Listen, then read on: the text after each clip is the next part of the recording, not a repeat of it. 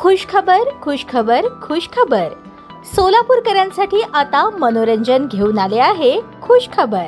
लहान चिमुकल्यांसाठी 100 रुपयात 5 खेळणे. यात मिकी माऊस, जम्पिंग जपांग, ड्रॅगन, वॉटर बोट आणि ट्रेन. आपल्या लहान चिमुकल्यांसोबत आनंदोत्सव साजरा करा. आमचा पत्ता होम मैदान, पासपोर्ट कार्यालयासमोर, सोलापूर.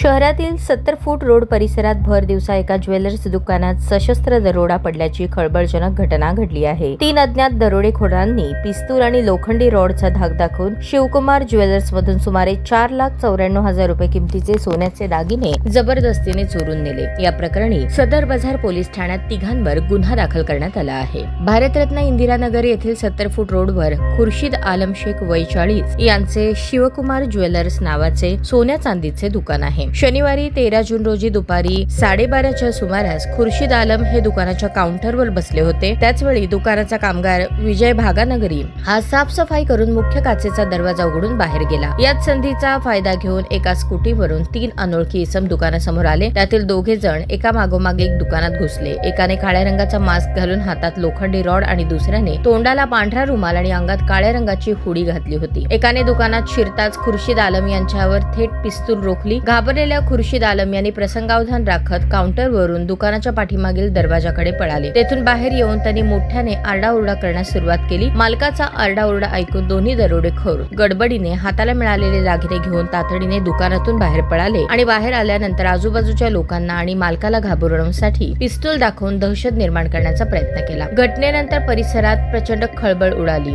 सोडून दिलेल्या स्कूटीच्या क्रमांकावरून आणि सीसीटीव्ही फुटेजच्या आधारे दरोडेखोरांचा शोध सुरू केला आहे. घटनेची माहिती मिळताच वरिष्ठ अधिकाऱ्यांनी घटनास्थळाची पाहणी केली. लोकांची गर्दी जमा होऊ लागल्याने दरोडेखोर आपली स्कूटी दुकानासमोरच सोडून 70 फूट चौकाच्या दिशेने पायी पळून गेले. यात 4,94,000चा मुद्देमाल चोरून नेला होता. यात 18 ग्रॅम 2,34,000चा आणि 20 ग्रॅमचे 2,60,000चे असे एकूण 38 ग्रॅम वजनाचे 2 नेकलेस चोरून नेले असे फिर्यादीत म्हटले आहे.